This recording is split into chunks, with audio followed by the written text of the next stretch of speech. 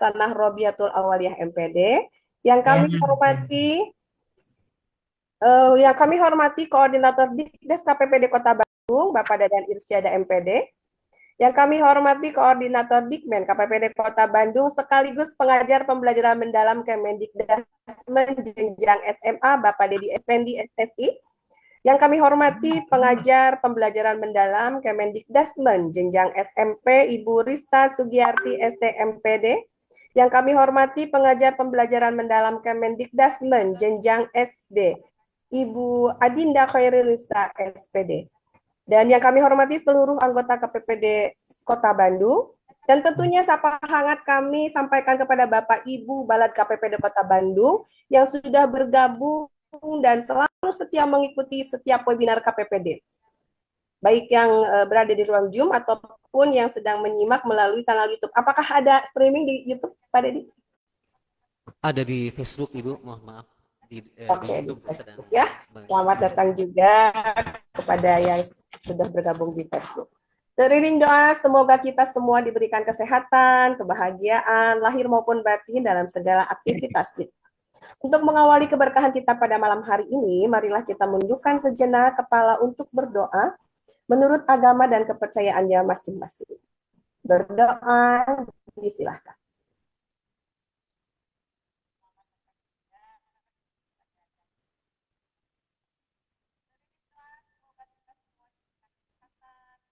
Berdoa selesai. Baik Ibu dan Bapak, untuk selanjutnya yang pertama kami undang tentunya keynote speaker kita yang luar biasa yang selalu membersamai setiap kegiatan KPPD Kota Bandung. Kami persilakan kepada Ibu Nenden Hasanah Robiatul Awaliyah MPD, beliau merupakan Widya Suara dan KPPD Unsur Internal BPJTK Provinsi Jawa Barat. Kepada Ibu Nenden, disilahkan. ya, terima kasih Bu Gita ya. Salam bertemu kembali nih ya. Iya. Ya, jadi keynote speaker lagi nih. Ini udah season lagi ke-23 ya. Ya, Ya, udah 23 lagi ya. Tahun ini berarti ya, Bu Gita? Iya, tahun ini. Sudah Oke. ada beberapa Sering kali. berarti ya. Oke. Ya, Bismillahirrahmanirrahim. Assalamualaikum warahmatullahi wabarakatuh. Waalaikumsalam warahmatullahi Waalaikumsalam warahmatullahi wabarakatuh. Alhamdulillah, alhamdulillah, wassalatu wassalamu ala asyrofil anbiya bersalin wa ala alihi wa sahbihi azmain amma ba'du.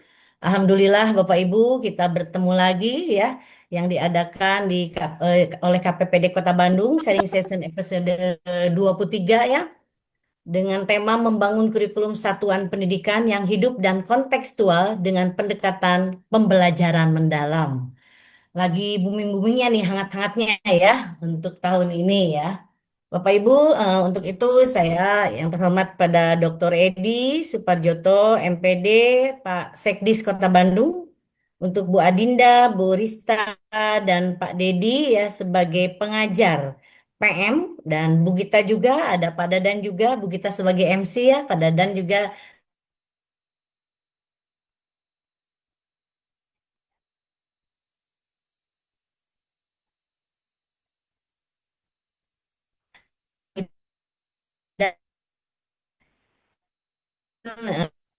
mengikuti season episode 23 ini ya. Bapak Ibu. Oke, hendak ke pasar membeli Cakep. Pepsodent. Cakep. Dipakainya di pinggir kolam. Ya. Cakep. Bertemu Cakep. kembali dengan Ibu Nenden dalam kegiatan pembelajaran Cakep, mendalam. luar biasa. Lagi ya. Oke, satu lagi Bapak Ibu. Hendak menyeberang ke Sungai Cikapundung nih ya. Hati-hati jangan sampai jatuh. Kami bangga bersama orang Bandung, pola pikirnya semakin bertumbuh. Nah, ini Bapak Ibu ya. Jadi semakin bertumbuh Bapak Ibu ya. Jadi ruhnya pembelajaran mendalam ini berarti ini tentang growth mindset Bapak Ibu. Kita semua harus bertumbuh ya. Jadi PPB ya Bapak Ibu ya. PPB itu adalah pola pikir bertumbuh. Jadi kita ikutin. Ada sekarang pembelajaran mendalam nih yang terbaru, misalnya ini sebagai pendekatan Bapak Ibu ya, sebagai pendekatan. Nah ini kita ikuti karena pembelajaran kita itu sepanjang hayat Bapak Ibu ya. Saya ingin sedikit saja Bapak Ibu nanti dijabarkan oleh para pengajar-pengajar kita yang ada di sini yang ada tiga orang ya, Pak Dedi, Bu Arista dan Bu Adinda ya. Suaranya. Jadi di sini untuk pembelajaran mendalam Bapak Ibu ya. ada 4 kerangka kerjanya gitu ya. Yang pertama, misalnya Bapak Ibu, jadi ada 8 profil lulusan, dimensi profil lulusan, yaitu berarti ada kewargaan ya, keimanan dan ketakwaan gitu kan Bapak Ibu ya. Ada penalaran kritis, kreativitas, kolaborasi, kemandirian, kesehatan, dan komunikasikan. Nah, ini Bapak Ibu dari empatnya seperti ada juga di sini prinsip pembelajaran mendalam. Nah, ini mendekatkan juga nih prinsipnya itu ada apa? Berkesadaran. Nah, terus apa lagi? Langsung berkesadaran, bermakna dan menggembirakan. Ada juga pengalaman belajar, memahami, mengaplikasi dan merefleksikan. Nah, ada juga Bapak Ibu kerangka pembelajaran yaitu ada praktik pedagogis yang sebelumnya Bapak Ibu sudah mempelajari tentang strategi, model, metode gitu ya Bapak Ibu ya. Ada kemitraan pembelajaran, lingkungan pembelajaran, dan pemanfaatan digital. Bapak Ibu ini kesempatan ya, ada pengajar-pengajar yang ada di sini, nanti Ibu Bapak bisa bertanya atau bisa menanyakan atau bagaimana nanti yang dijelaskan Bapak Ibu dijabarkan ya. Bapak Ibu karena sekarang tahun ajaran baru, bagaimana Bapak Ibu bisa membuat suatu rancangan pembelajaran mendalam ya untuk saat ini kan sudah tahun ajaran baru kan Bapak Ibu ya. Oke, nah nanti Bapak Ibu untuk Bapak Ibu saya menyemangati dan apa ya jadi menginspirasi untuk Bapak Ibu ini kesempatan Bapak Ibu tahu pembelajaran mendalam meskipun nanti secara tidak keseluruhan dulu ya tapi semua Bapak Ibu harus tahu dan melaksanakan sebagai step by step gitu ya jadi silakan yang mau mempelajarinya gitu ya ini untuk semua Bapak Ibu jadi jangan sampai wah pola pikirnya tetap gitu. Wah, ada ini pembelajaran mendalam, padahal ini pendekatan. Jadi kurikulumnya tidak diganti, Nah, Bapak Ibu ya. suaranya yang Biar nanti Bapak Ibu, oh bagus ya, iya Mbak pembelajaran Marni ya. mendalam ya. Bapak Ibu nanti yang 4 kerangka kerja itu nanti ada diintegrasikan di apa di rancangan pembelajaran ya, Bapak Ibu ya. Itu barangkali Bapak Ibu nanti saya tidak menjabarkannya di sini karena di sini ada pengajar-pengajar yang luar biasa ya, Bapak Ibu. Sampai situ barangkali Bapak Ibu ya dari saya menginspirasi dan Bapak Ibu terus semangat ya untuk mengikuti KPPD. Soalnya terus sesi-sesinya ada terus gitu ya. Jadi saya mengawali karena saya kebetulan jadi di KPPD Kota Bandung ya sama Bu Gita dari Widya Iswara BBGTK sebelumnya BBGP ya Bapak Ibu sekarang sudah mengganti nama juga jadi BBGTK Bapak Ibu ya itu. Baiklah Bapak Ibu sampai situ barangkali semua semangat terus Bapak Ibu ya. Pak Dedi semuanya KPPD terus ya. Jadi terus apa ya bertumbuh dan bertumbuh gitu ya Bapak Ibu ya. Oke Bapak Ibu terima kasih. Wabillahi taufik wa hidayah. Wassalamualaikum warahmatullahi Waalaikumsalam wabarakatuh. warahmatullahi wabarakatuh. Assalamualaikum. Terima kasih Bu Nende atas arahan dan motivasinya. Jadi tetap semangat terus belajar dan belajar yang hayat. Semangat. Iya. Mohon doanya juga semoga KPPD terus berlanjut Bu Nenden ya. Terus saja. Amin, amin. Semoga bisa menginspirasi semakin banyak menginspirasi banyak orang ya ke KPPD. Baik.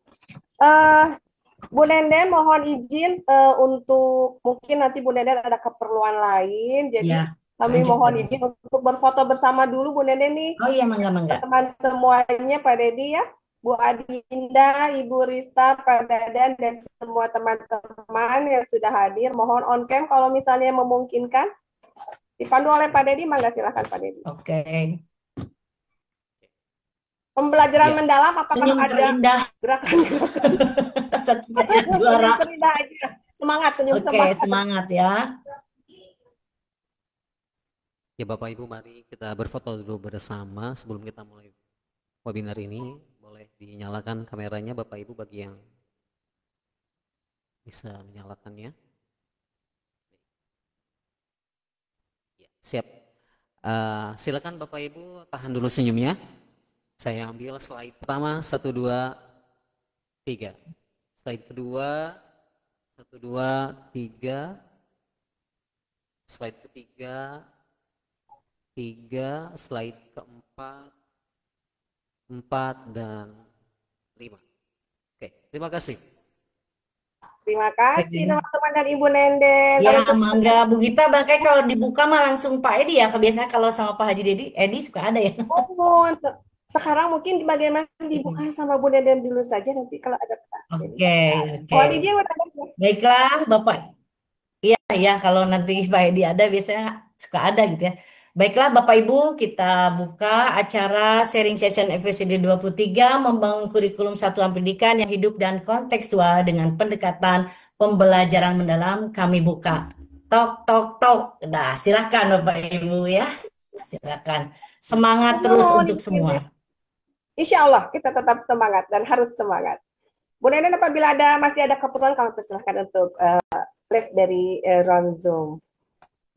Baik teman-teman semuanya, sebelum kita menginjak pada materi ya yang sudah ditunggu-tunggu, apakah ini pembelajaran mendalam? Bapak Ibu mohon izin saya untuk terlebih dahulu mengundang juga nih untuk mengunjungi website kami ya, bukan sponsor building ya. Website kami di KPPD Kota Bandung dan juga untuk mengetahui berbagai kegiatan kami dan informasi-informasi tentunya yang berhubungan dengan perkembangan pendidikan.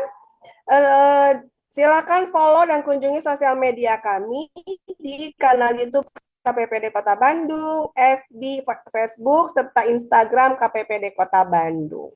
Yang belum subscribe YouTube-nya silahkan subscribe ya, di share dan like, komen gitu. Nurutan Atta Halilintarnya subscribe, komen, dan share ke semuanya ya, supaya KPPD lebih berkembang lagi dan bisa memberikan webinar-webinar lain yang lebih menarik tentunya dengan dukungan dari Ibu dan Bapak semuanya ya. Baik, sebelumnya kita nih ya sebentar. Pak Edi sudah datang atau belum? Pak Edi? Mohon maaf Ibu belum. Belum. Oke, kita lanjutkan saja ya.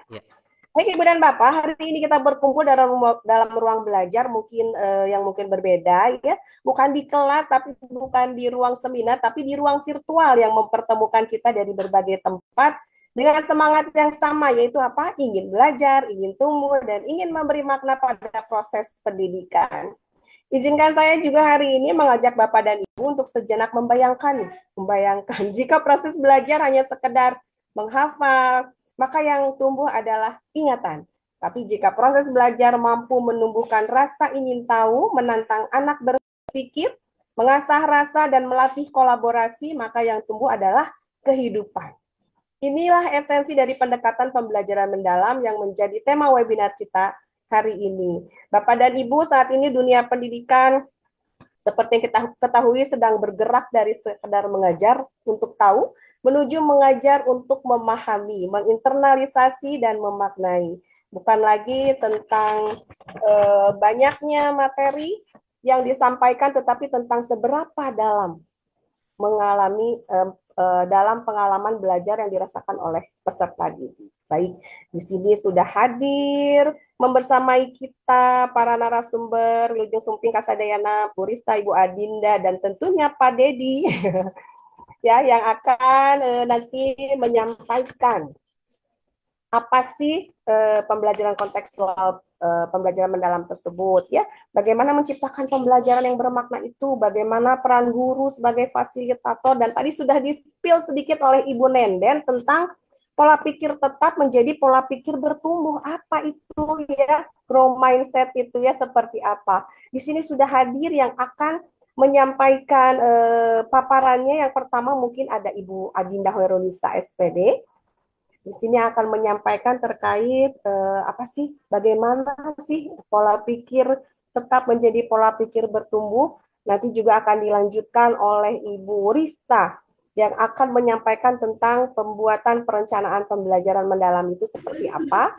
Dan nanti akan Pak Dedi akan menyampaikan tentang asesmennya seperti apa. Wah, kali ini hari ini. Mohon izin Bu Adinda ini untuk pemaparannya kami beri waktu 15 menit ya untuk pemaparan Bu Adinda. Untuk mempersingkat waktu, kita langsung saja kepada narasumber pertama yaitu Ibu Adinda Hoirunisa SPD. Beliau merupakan guru dari SDN 240 Cijerah. Kepada Ibu Adinda, terima kasih Bu Gita atas kesempatannya. Selamat malam Bapak dan Ibu. Selamat malam Bu Ini Adinda. balad-balad KPPD ya, luar biasa. Malam tapi masih semangat untuk terus menggali ilmu, Masih on, tenang Bu Adinda. Masih on fire ya, Bu ya. Ya. Sampai jam 21 lebih nanti harus on terus. Siap, siap. Yang saya hormati Bapak Koordinator KPPD Kota Bandung, Bapak Dadan Irsyada MPD. Yang saya hormati juga kepada speaker kita, speaker Ibu Rista Sugiyati dari SMP 40 ya Bu. Bu Rista, kita ketemu lagi akhirnya. Kepada Bapak Dedi juga mohon izin Bapak dan Ibu, saya akan memaparkan terlebih dahulu. Tadi diberikan waktu 15 menit ya Bu Gita. Saya mungkin izin share screen dulu. Dari saya atau dari Pak Dedi? Mohon maaf. Silakan Ibu, sudah saya jadikan host. Ya, terima kasih.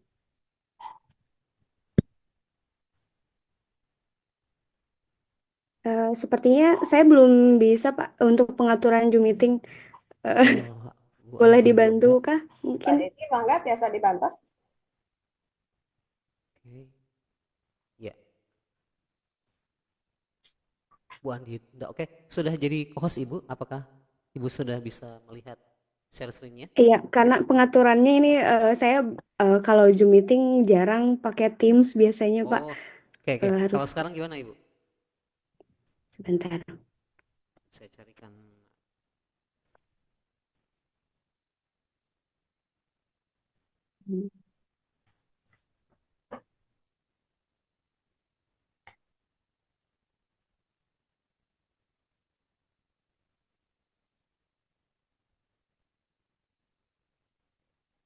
Tidak dari saya.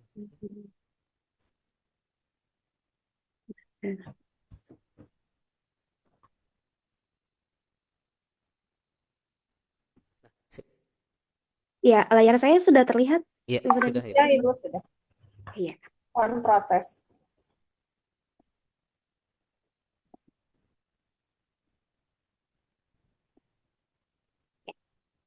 Bismillahirrahmanirrahim. Assalamualaikum warahmatullahi wabarakatuh. Waalaikumsalam Waalaikumsalam warahmatullahi warahmatullahi wabarakatuh. wabarakatuh. Ya, selamat malam Bapak dan Ibu guru semua. Perkenalkan, saya Adinda Hoirunisa. Saya adalah salah satu guru di SD 240 Cijerah Indah, Kota Bandung. Dan kemarin, alhamdulillah berkesempatan untuk belajar bersama teman-teman yang lain di Training of Trainer, pembelajaran mendalam sebagai pengajar gitu ya.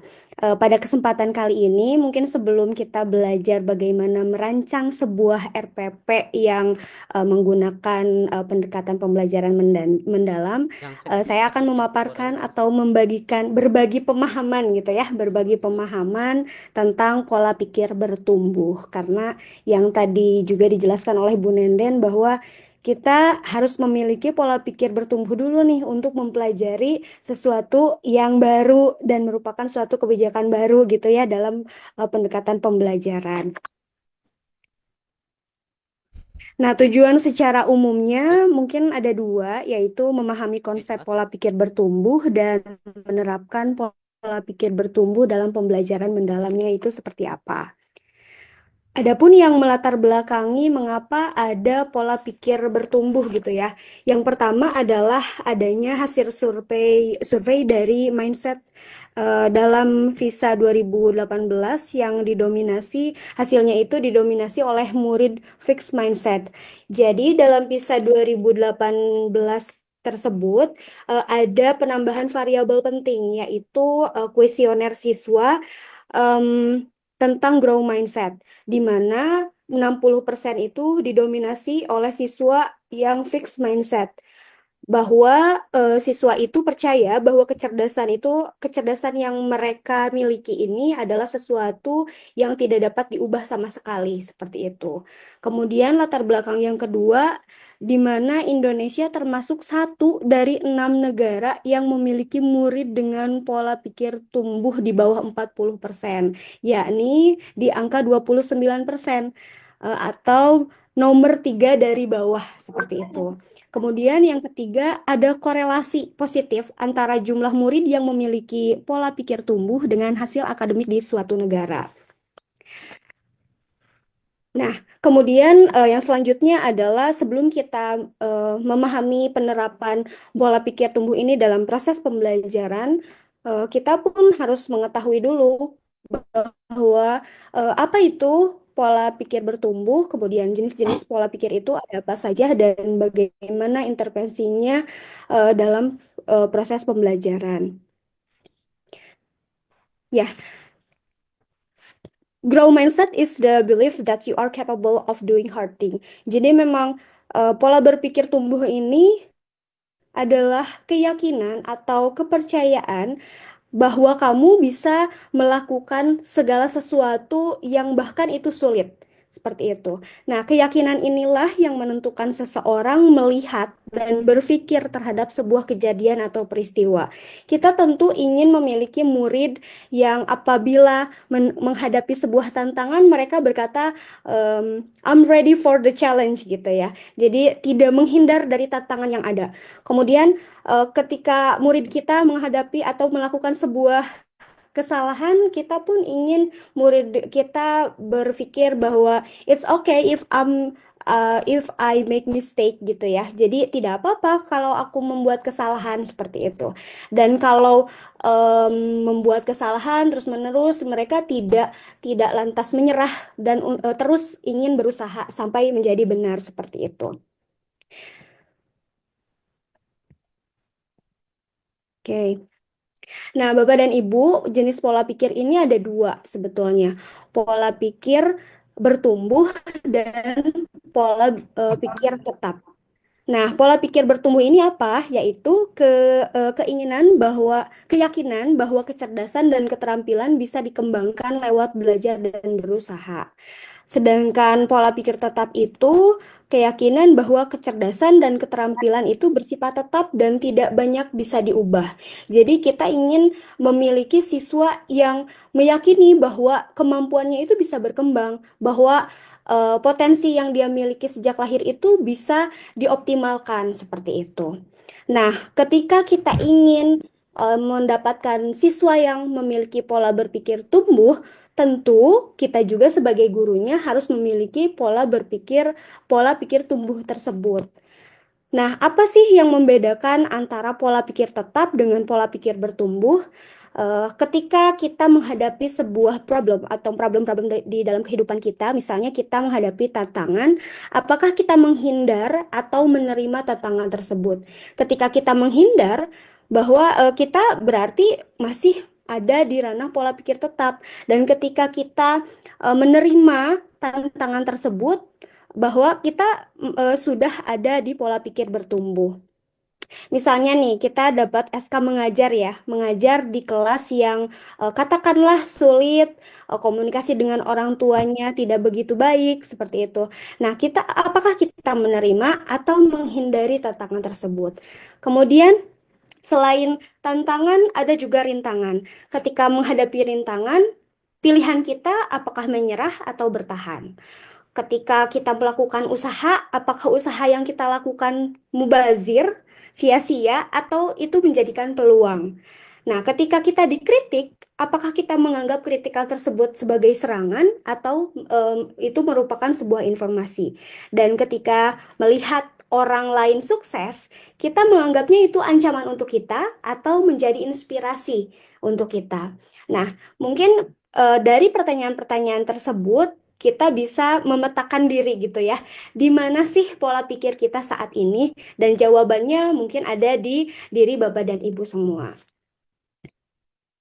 Nah, ketika kita tahu apa itu pola pikir, kemudian jenis-jenis pola pikir itu sendiri, nah kita merefleksikan diri kita. Bagaimana sih profil pola pikir dari sekolah atau kelas yang Bapak dan Ibu pimpin? Apakah pola pikir mereka, anak-anak atau gurunya masih ada di fixed mindset atau pola pikir tetap, ataukah sudah di growth mindset, di pola pikir bertumbuh? Kemudian setelah kita mengetahui profilnya, apa yang harus kita lakukan bila mana hasil pemetaan pola pikir tersebut menunjukkan ternyata lebih banyak yang fixed mindset dibandingkan dengan grow mindset. Nah, kemudian refleksikan juga Bapak dan Ibu, apa masalah yang sering terjadi di sekolah atau di kelas Bapak dan Ibu sebagai dampak dari pola pikir tetap ini. Bagaimana cara memetakan profil pola pikir di sekolah atau di kelas Bapak dan Ibu? Mungkin ini ada contoh dari bagaimana kita memetakan profil pola pikir untuk murid SD dan SMP. Di sini ada 10 pertanyaan sederhana di mana anak hanya memilih dari pernyataan itu setuju atau tidak setuju. Nah, mungkin ini tidak membutuhkan waktu yang banyak ya Bapak dan Ibu untuk mengisi pernyataan-pernyataan yang ada di tabel ini. Nah, ketika sudah diisi, kita dapat menyimpulkan dari cara menentukan profil pola pikir, di mana soal bernomor ganjil menunjukkan orientasi orang dengan pola pikir tetap. Sedangkan soal bernomor genap itu menunjukkan orientasi orang dengan pola pikir bertumbuh. Nah, bagaimana kita memetakan apakah kita termasuk PPT atau murid kita termasuk PPT atau campuran ataukah PPB? Ini ketika A lebih besar dari B, maka peserta terindikasi memiliki PPT. Jadi ini bisa dijadikan panduan ya, Bapak dan Ibu, untuk memetakan profil pola pikir murid-murid kita. Kemudian ini contoh paket soal untuk SMA. Ini lebih banyak poin-poinnya, ada 20 pernyataan, dan rentangnya juga pilihannya ada sangat setuju, setuju, tidak setuju, dan sangat tidak setuju. Adapun bagaimana cara menyimpulkannya, di sini ada. Jadi pernyataan 1, apakah murid sangat setuju, setuju, tidak setuju, sangat tidak setuju. Misalnya poin nomor 1, kemampuan Anda adalah sesuatu yang sangat mendasar yang tidak banyak dapat Anda ubah lagi. Misalnya anak-anak atau anak-anak misalkan tidak setuju, berarti poinnya dapat 2, seperti itu. Dan dikalkulasikan semuanya, kemudian dilihat kategorinya, apakah termasuk F, G, GF atau G. Ini fix, F itu fix dan G itu grow gitu. Nah, ketika kita sudah mengetahui pemetaan melalui pemetaan pola pikir tadi, kita pun harus bisa mengubah dan sudah tahu nih kondisi murid-murid kita, guru-guru kita di sekolah. Nah, berarti apa yang harus kita lakukan? Kita akan mengubah ya dari pola pikir tetap menjadi pola pikir bertumbuh. Dan ini merupakan proses ya Bapak dan Ibu, tidak serta-merta ketika kita tahu konsep dasar, kemudian dijelaskan pada guru atau dijelaskan pada siswa kita, mereka akan lantas berubah gitu ya. Ini juga butuh proses. Yang pertama, proses yang dilakukan adalah belajar cara mengenali suara PPT, suara pola pikir tetap. Suara PPT itu yang seperti apa? Suara yang menimbulkan kekhawatiran dalam menghadapi tantangan dan kesulitan. Misalnya guru nih ya, aduh saya mendapatkan siswa yang berkebutuhan khusus tahun ini, kira-kira saya bisa tidak ya membersamai dia? Itu kan suara yang khawatir gitu ya, khawatir apakah dia mampu membersamainya dengan optimal atau tidak. Kemudian setelah belajar mengenali suara PPT yang mengandung kekhawatiran, itu ada menyadari bahwa kita itu punya pilihan. Kita bisa khawatir, tapi khawatir itu tidak harus selamanya. Ada peluang di dalamnya. Peluangnya itu kita misalnya contoh tadi ada PDBK di kelas kita. Kita bisa belajar bagaimana membersamai anak ini supaya dia ditemukan potensinya, kemudian dibimbing sedemikian rupa sehingga potensinya berkembang dengan baik seperti itu. Kemudian setelah menyadari bahwa kita punya pilihan, kita pun harus berbicara kembali dengan suara pola pikir bertumbuh, di mana suara PPB ini yang menimbulkan optimisme dalam menghadapi tantangan dan kesulitan seperti itu. Nah, baru langkah selanjutnya adalah melakukan aksi sesuai dengan suara PPB. Karena Bapak dan Ibu, pola pikir ini pasti akan berpengaruh pada proses yang kita lakukan dan akan berpengaruh pada hasil yang akan kita dapatkan. Kalau tadi kita merasa khawatir, kemudian memilih untuk menghindar, tidak mengajar siswa yang berkebutuhan tersebut dan menghindar dengan berbagai alasan, maka hasilnya pun ya kita tidak bisa memiliki pengetahuan, pengalaman tambahan seperti itu. Nah, tadi dijelaskan ada suara pola pikir tetap dan suara pola pikir bertumbuh. Seperti apa sih contohnya? Misalnya ya, suara pola pikir tetap itu, kalau saya gagal berarti saya tidak mampu. Kadang kita sangat sering mendengar ini dari siswa kita. Jadi belum apa-apa sudah hopeless, belum apa-apa sudah menganggap bahwa dia tidak bisa seperti itu. Nah, baiknya suara itu diubah, dialihkan seperti kalau saya gagal berarti saya harus belajar lagi, mencoba lagi seperti itu. Dan hal ini tidak hanya berlaku untuk siswa ya, kita pun sebagai guru kadang kalau merasa mengalami suatu kegagalan, misalnya sudah merancang RPP dengan baik, tapi ternyata pas pelaksanaannya kita dibenturkan dengan misalnya medianya tidak siap, kemudian kondisi kita badannya lagi tidak sehat, kita merasa tidak mampu membelajarkan itu gitu ya. Padahal kita ada pilihan suara pilihan lain bahwa kita ketika kita gagal berarti kita harus belajar lagi, harus mencoba lagi seperti itu. Kemudian contoh suara PPT yang lain. Saya takut gagal kalau diberikan tugas yang sebelumnya tidak pernah saya kerjakan, maka saya menolak. Seperti itu. Itu berlaku juga untuk siswa kita ya. Ketika siswa diberikan tugas misalnya mewakili sekolah untuk mengikuti lomba ngadongeng misalkan dalam Sunda, tapi dia tidak berani karena belum pernah mendongeng sebelumnya gitu ya. Nah, dia takut gagal karena belum pernah mengalaminya. Nah, itu kita bisa arahkan anak supaya bersuara PPB ya. Saya akan menerima tugas baru yang belum pernah saya lakukan karena ini adalah peluang untuk belajar dan mengembangkan kemampuan saya. Seperti itu. Dan berlaku juga untuk guru ya, Bapak dan Ibu. Kemudian, contoh yang selanjutnya yaitu saya hanya bagus dalam bidang tertentu dan tidak dengan bidang lain.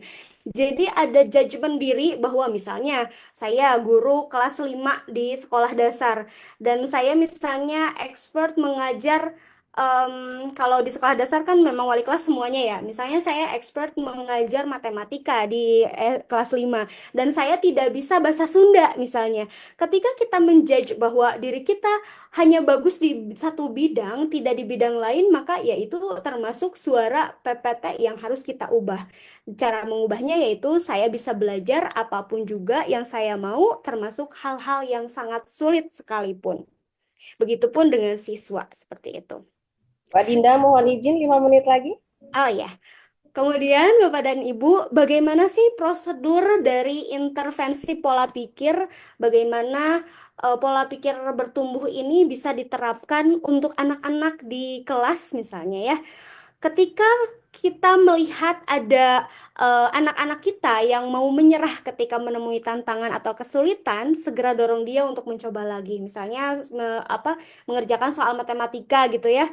Ketika udah berusaha tapi Bu, aku nyerah, kita coba lagi dorong mereka dengan cara yang lain seperti itu. Kemudian yang selanjutnya pada saat murid mau mencoba lagi segera beri pujian proses karena telah mau berusaha gitu ya. Lalu jelaskan kepada murid tentang pola pikir tetap dan pola pikir bertumbuh. Nah, ketika kita tidak memahami PPT dan PPB, bagaimana kita bisa menjelaskan ke murid kita?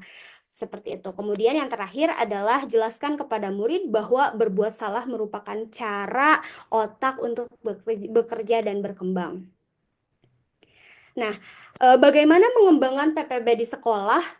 Dengan adanya komunitas belajar, di mana komunitas belajar ini akan menjadi pondasi utama untuk mengembangkan PPB,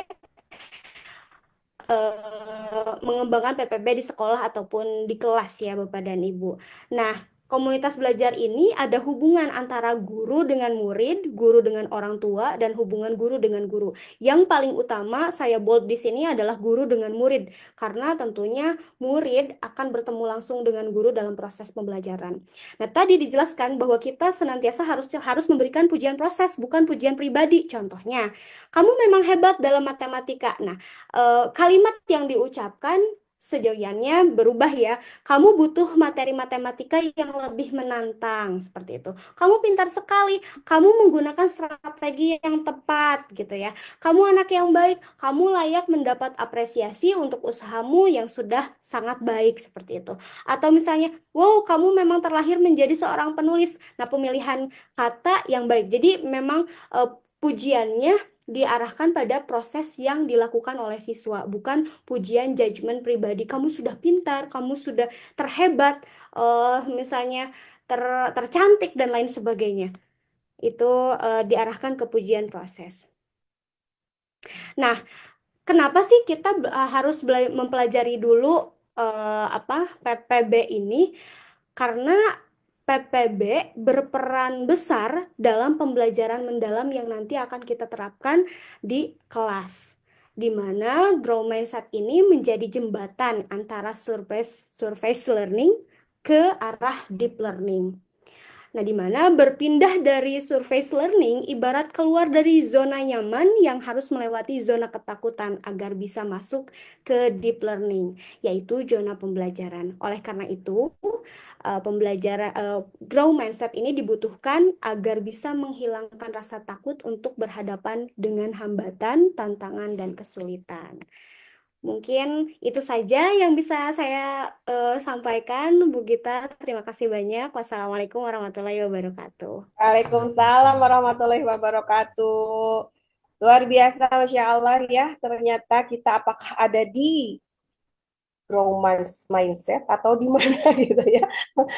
Di sini sebelum kata Bu Adina tadi, sebelum ke muridnya yang harus memiliki pemikiran apa? PBB, PPB ya.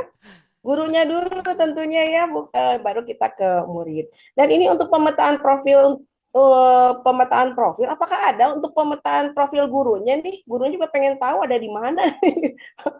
Ada di PPT atau PPB nih ya. Nanti mungkin kalau ada pertanyaan nanti ke Bu Adinda ya. Baik, terima kasih Bu Adinda, luar biasa sekali. Untuk selanjutnya kami beri kesempatan kepada Ibu Rista. Kepada Ibu Rista Sugianti STMPD, beliau merupakan pengajar di SMPN 40 Kota Bandung untuk memaparkan terkait pembuatan perencanaan pembelajaran mendalam. Kepada Ibu Rista disilahkan. Waktunya mohon mungkin 30 menit. Siap. Waktunya berapa menit, Bu? 30. Oke. Lama juga ya. Alhamdulillah. Kalau kurang tidak apa-apa. Iya, oke. Terima kasih. Bismillahirrahmanirrahim. Assalamualaikum warahmatullahi wabarakatuh. Waalaikumsalam warahmatullahi wabarakatuh. Izin terima kasih Ibu Gita. Saya sudah bisa berbagi, bisa sharing tentang bagaimana sih cara membuat perencanaan pembelajaran sesuai dengan kaidah Puskurjar. Sebelumnya saya juga mengucapkan terima kasih kepada yang terhormat pengawas Kota Bandung, Ibu Hajah Titin Agustini. Beliau berkesempatan hadir. Alhamdulillah Pak Dadan, Pak Dedi, Bu Adinda, beliau hadir hari ini. Saya mengucapkan terima kasih. Beliau salah satu orang yang mensupport saya sampai saya bisa sampai sedetik ini gitu ya. Kemudian saya juga mengucapkan terima kasih kepada tim KPPD, kepada Pak Dadan juga. Untuk izinnya saya bisa berbagi tentang bagaimana membuat perencanaan pembelajaran. Tetapi sebelum saya sharing, Bapak Ibu, tadi sesuai kata Bu Nenden, jadi untuk membuat perencanaan pembelajaran ini kita harus tahu ada kaidah-kaidahnya. Jadi saya akan menyanyikan dulu ya. Walaupun suara saya serak-serak becek gitu ya Bu Gita ya. Terus saya merdu aja Bu, tapi mau begini. Oke ya Bu Adinda. Kerangka pembelajaran ada 4, pengalaman belajar ada 3, prinsip pembelajaran disingkat PBM, dimensi profil lulusan ada 8. Nah, ini semua akan kita kupas nih Bu Gita ya. Mengapa akan kita kupas? Karena ini semua ada di perencanaan pembelajaran. Izin sharing, izin saya menampilkan PPT dulu. Enggak, silakan. Sebentar. Sebentar ya. Baik, Ibu sudah saya jadikan host, apakah Ada sih Pak, bisa. ya? Bismillah, mudah-mudahan lancar. Tapi nanti saya cari dulu di mana ya PPT-nya. Silakan. Oh, di sini ya.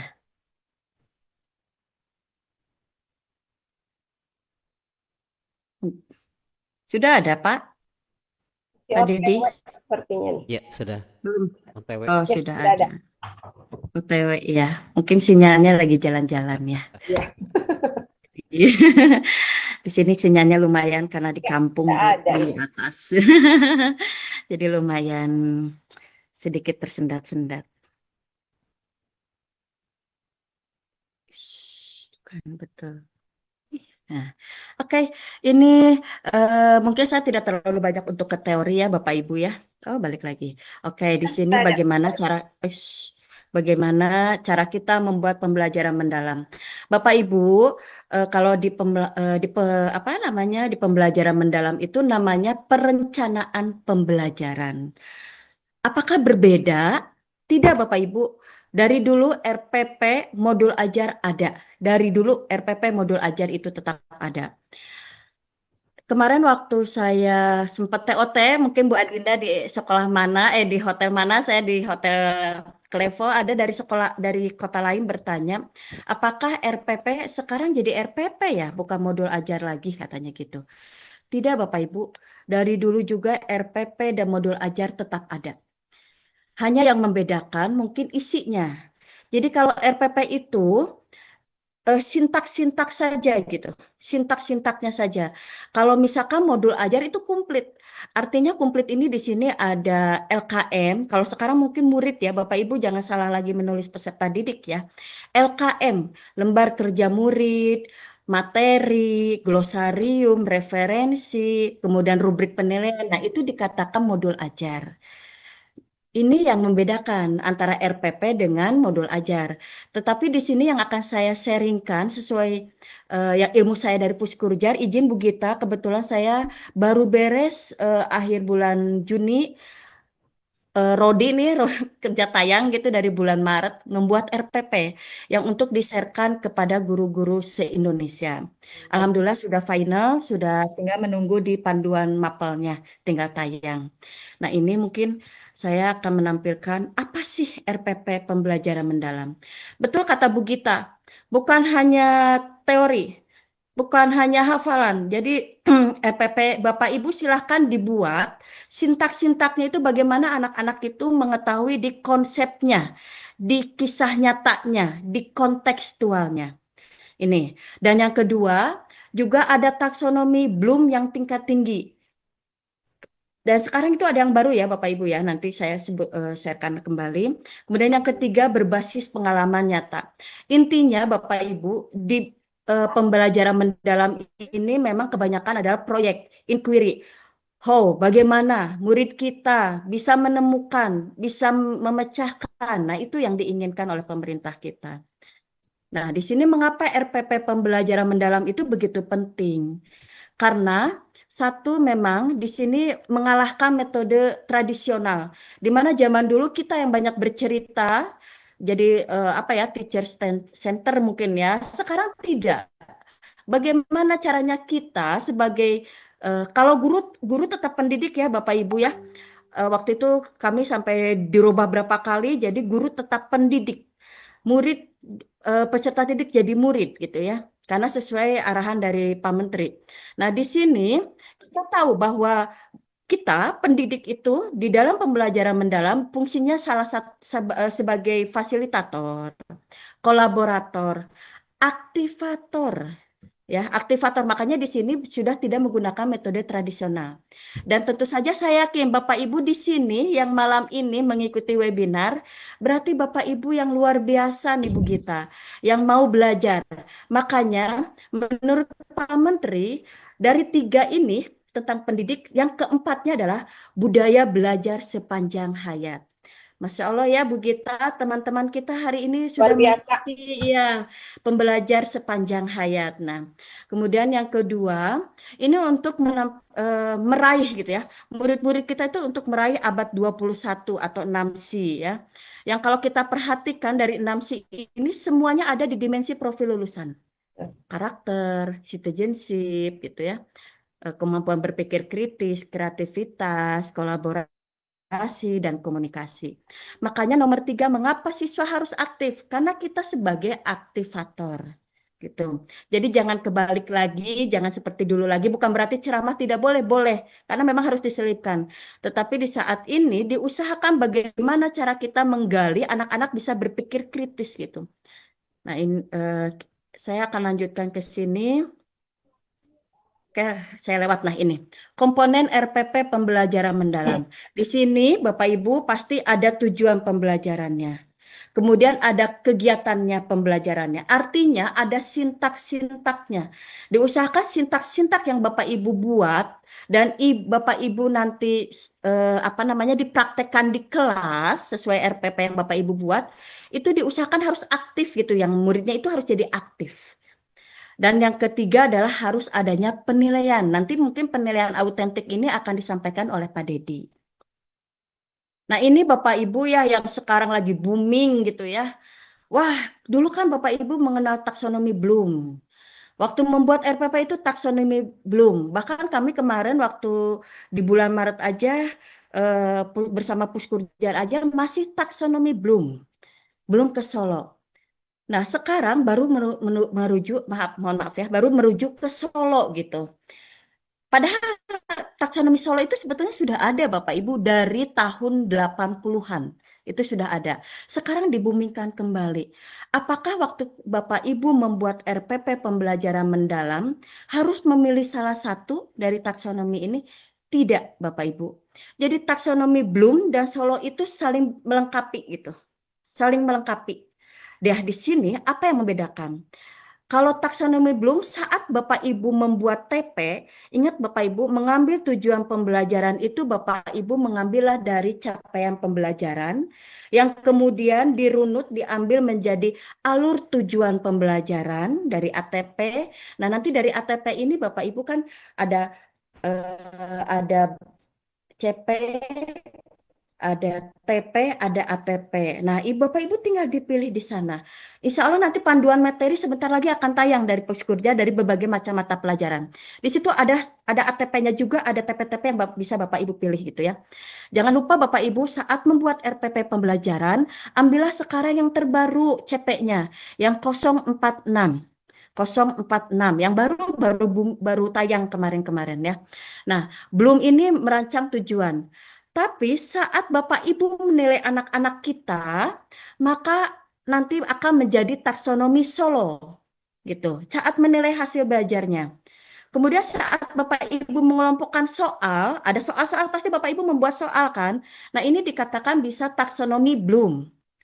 Saat Bapak Ibu mengamati kualitas pemahaman siswa, ini menjadi taksonomi Solo. Di sini Bapak Ibu bisa melihat ya, bisa melihat perbedaannya secara garis besar dari kotak di sini, di depan, tabel di sini, bahwa ternyata taksonomi Solo itu berfungsi untuk menilai hasil anak-anak kita. Gitu. Nah, Bapak Ibu usahakan di saat pembelajaran mendalam, itu mengambillah tujuan pembelajarannya minimal C3, Bapak Ibu. Minimal C3. C3, C4 itu sudah menganalisis, kemudian C5, C6 sudah menerapkan, membuat produk. Nah, itu yang diinginkan. Jadi betul-betul sudah kontekstual gitu ya. Dan di sini perencanaan pembelajaran mendalam. Sesuai tadi yang saya nyanyikan ya Bapak Ibu ya. Ada identifikasi, desain, asesmen yang akan nanti disampaikan oleh Pak Dedi dan pengalaman belajar. Nah, identifikasi Bapak Ibu, di sini mengidentifikasi itu untuk kesiapan murid. Di mana Bapak Ibu menyimpan identifikasi kesiapan murid, itu di saat asesmen awal. Jadi Bapak Ibu, jangan berpikir asesmen awal itu untuk gaya belajar lagi, bukan. Ya, karena kemarin waktu saya memberikan materi dengan beberapa sekolah, itu pertanyaannya seperti itu bukan. Jadi, asesmen awal yang dibuat oleh Bapak Ibu itu untuk mengetahui kesiapan murid. Kemudian menentukan dimensi profil lulusan. Saya akan lanjut ya Bapak Ibu ya. Dimensi profil lulusan. Saya sering menyanyikan ini dengan anak-anak saya, bahkan hari ini membuat kelompok sesuai dimensi profil lulusan. Biar menerap di hati mereka gitu. Waktu itu profil pelajar Pancasila ada 6. Sekarang bertambah 2. Jadi Bapak Ibu jangan, aduh saya harus mengapa lagi. Tidak Bapak Ibu. Profil pelajar Pancasila Bapak Ibu cuma tinggal tambah 2. Yaitu kewargaan, ada di abad 21, citizenship.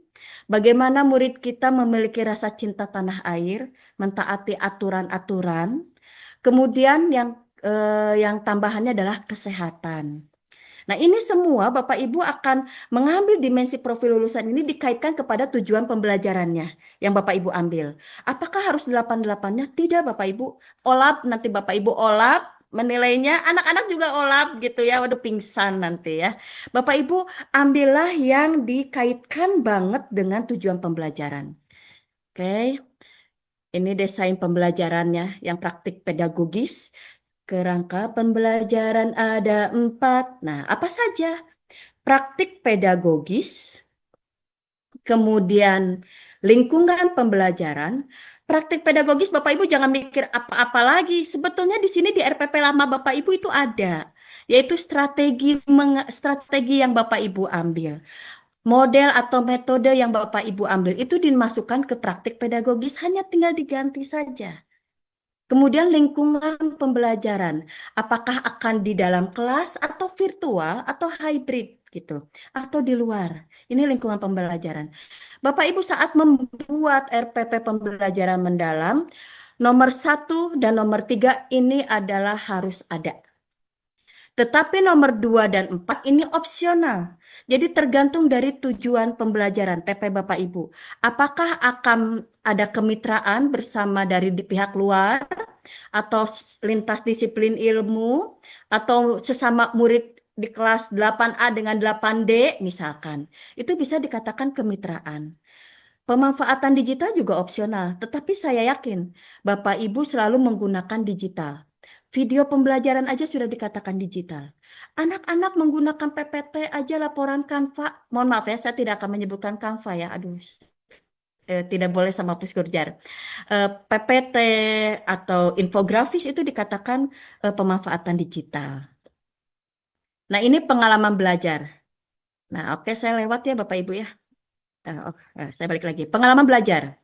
Itu ada pengalaman belajar itu ada 3. Memahami, mengaplikasi, dan merefleksi. Seperti apa ini semua? Nanti saya akan sharekan RPP yang sudah dikurasi oleh Puskurjar. RPP prakarya buatan saya dan RPP IPA gitu ya. Kemudian merancang pembelajaran dengan prinsip pembelajaran BBM. Berkesadaran, bermakna, menggembirakan gitu. Nah, ini semua harus ada Bapak Ibu di RPP-nya, dijabarkan saja. Bapak Ibu jangan pusing-pusing. Aduh, harus beli lagi. Aduh, harus buat baru. Tidak. Bapak Ibu RPP lama yang kemarin, tahun kemarin, Bapak Ibu tinggal dirubah saja. Tinggal dirubah gitu.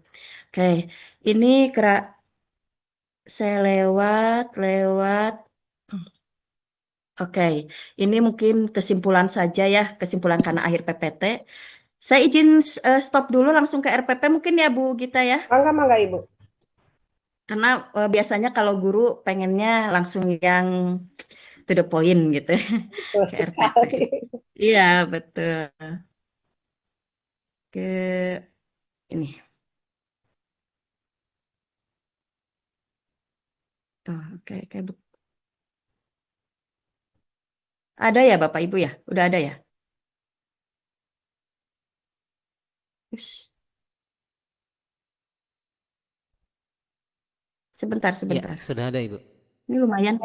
Ya, Sudah ada sudah Ibu ada, tadi tapi saya muncul. salah ngambil. Saya malah yang IPA dulu, sebentar. Ini saya mau ngambil yang dari Puskurjarnya ya.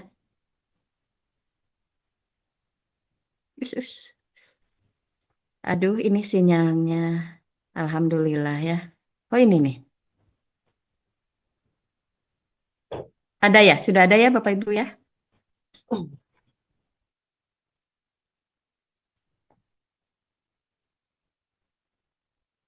Udah ada Pak Dedi? Masih OTW di saya. Oh, masih OTW. Iya, Tapi di saya sudah tampil. Udah ada ya? sudah ada. Oh, enggak, silakan. Alhamdulillah. Bapak Ibu, ini RPP saya, perencanaan pembelajaran yang sudah dikurasi oleh Puskurjar. Ini sampai dikurasinya juga sudah beberapa kali nih Bapak Ibu. Saya membuatnya sampai 3 pertemuan. Dimensi profil lulusan. Jadi di kerangka pembelajaran itu ada dimensi profil lulusan. Bapak Ibu kalau mau menuliskan capaian pembelajaran dibolehkan, kalaupun tidak juga tidak apa-apa. Dimensi profil lulusan saya mengambil 4 Bapak Ibu. Penalaran kritis, kreativitas, kolaborasi, komunikasi. Saat itu saya mengambil 5, beriman dan bertakwa. Tetapi disarankan oleh Puskurjar 4 saja yang relate dengan TP-nya. Ini TP saya ambil dari CP, dari ATP saya. Kebetulan saat itu juga saya perumus ATP-nya juga sama TP-nya. Ini praktek pedagogisnya. Model pembelajarannya problem-based learning. Strateginya inquiry, metodenya diskusi. Jadi ini bukan hal aneh ya Bapak Ibu ya. Kemudian lingkungan pembelajarannya. Nah, ini saya memang di dalam kelas Bapak Ibu. Tetapi ditulisnya tidak di dalam kelas. Memang ini kata-kata ini disarankan oleh Puskurjar. Memberikan kesempatan kepada murid untuk menyampaikan pendapatnya di dalam ruang kelas. Artinya ini tetap di kelas gitu. Kemudian yang kedua, bagaimana budaya belajarnya? Bapak Ibu nanti kalau mengambil TP-nya mengeksplorasi, maka membangun budaya belajarnya untuk mengeksplorasi gitu. Jadi diambil ke TP-nya. Jangan mengambil ke yang lain, disesuaikan dengan TP-nya. Ini, kemudian pemanfaatan digitalnya saya menggunakan video pembelajaran. Di pertemuan pertemuan 1 saya mengambil pengalaman belajarnya memahami. Kemudian prinsip pembelajarannya berkesadaran dan bermakna. Ini saya jabarkan. Karena memang ini saya harus membuatnya untuk guru-guru se-Indonesia gitu ya. Takutnya di pelosok tidak paham. Nah, ini Bapak Ibu sintak-sintaknya. Bapak Ibu, karena ini RPP ini jangan pendidik di depan, tetapi murid dulu gitu. Karena memang murid yang studentnya ya, senternya itu murid. Kalau pendidik jadi nanti malah kita gitu yang jadi kuatnya. Salah gitu. Jadi kebalik, harusnya murid. Murid mengerjakan asesmen awal. Ini dikatakan berkesadaran. Mengapa sadar? Karena anak-anak itu paham, saya harus mengerjakan asesmen awal ini. Dan asesmen awal ini saya kembalikan ini sebagai kesiapan murid gitu ya. Nah, ini Bapak Ibu asesmen awalnya jangan lupa ditindaklanjut. Dari soal-soal di atas, kira-kira murid kita sudah siap apa belum? Kalau sudah siap bagaimana? Kalau belum siap bagaimana? Nah, ini. Kemudian nomor 2, saat murid mempelajari karakteristik bahan lunak alam, ini menjadi bermakna. Kenapa bermakna? Karena seperti tadi saya di kelas, saya membawa bahannya. Ini kontekstual, Bapak Ibu. Usahakan karena ini kontekstual nyata, jadi Bapak Ibu membawa bahan aslinya. Jika itu memungkinkan gitu ya. Jika itu memungkinkan membawa bahan aslinya, bawalah biar anak-anak melihat dan memegang seperti apa itu bahan lunak alam dan bahan buatannya. Kemudian saat murid menyimak video, kan kita memberikan video, itu anak-anak menjadi bermakna. Karena anak-anak mengetahui tentang jenis dan karakteristik bahan lunak alam. Kemudian di sini, di video-video ini ada soal-soal yang saya kirim. Anak-anak harus mengerjakan soal-soal ini. Dan di sini pengalaman belajarnya menjadi merefleksikan. Tadi mengaplikasi dan merefleksikan. berkesadaran karena murid melakukan refleksi hal baru apa yang didapatkan setelah mengikuti pembelajaran hari ini gitu. Jadi Bapak Ibu memang harus ada refleksi setiap pertemuan. Ini. Nah, ini pertemuan ke-1. Di pertemuan kedua di minggu depan 3 jam, ini mulai pertama saya memahami juga sama pengalaman belajarnya memahami. Bermakna karena menghubungkan dengan aplikasi nyata saat murid mendiskusikan video, jadi berdiskusi tentang video tersebut, maka ini menjadi bermakna. Prinsipnya menjadi bermakna. Kemudian itu pengalaman belajarnya saya ada bermakna dan mengaplikasi. Di pertemuan ke-1 komplit Bapak Ibu memahami, mengaplikasi, merefleksi. Di pertemuan kedua juga sama. Ini ada memahami. Jadi prinsip yang saya ambil adalah bermakna karena anak-anak berdiskusi.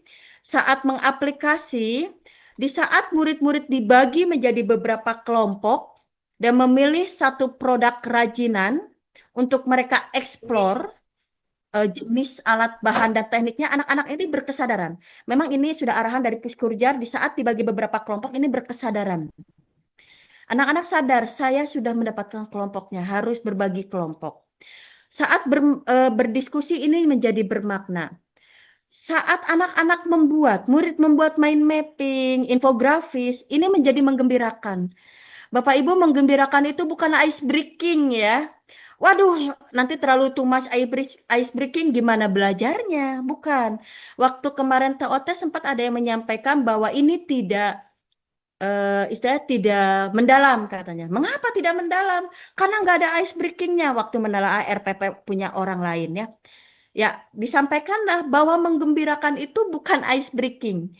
Menggembirakan itu anak-anak membuat laporan dengan berbagai macam bentuk itu bagi mereka sudah menggembirakan. Gitu. Nah, ini asesmen formatif. Asesmen formatifnya seperti ini Bapak Ibu. Saat membuat asesmen formatif itu harus bisa diukur. Jangan misalkan Bapak Ibu menulisnya mengidentifikasi reproduksi wanita dan laki-laki. Hanya itu aja. Mengidentifikasi sebagian reproduksi wanita dan laki-laki, misalkan. Hanya itu saja. Tidak, itu tidak bisa diukur.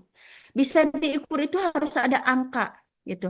Kalau di sini yang prakarya itu berkembang belum dapat. Jadi sudah disampaikan ini belum dapat.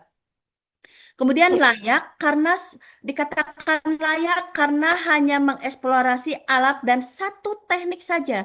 Jadi ini dikembalikan kepada guru mapelnya. Yang tahu bagaimana penilaiannya hanya guru mapel, tetapi disarankan, diusahakan bisa terukur biar Bapak Ibu tidak bingung pas menilai. Cakap mengeksplorasi alat dan 2 teknik. Pas mahir mengeksplorasi alat dan 3 teknik. Jadi bisa diukur Bapak Ibu. Nanti dari sini tindak lanjutnya Bapak Ibu bisa melihat seperti apa. Dan yang ketiga, di pertemuan ketiga, ini presentasi hasil diskusi kelompok. Saat ini di sini saya mengambil pengalaman belajarnya mengaplikasi dan merefleksi. Mengaplikasi dan merefleksi. Mengapa? Karena mengaplikasinya berarti bermakna Bapak Ibu. Bagaimana saat anak-anak mempresentasikan, ini anak-anak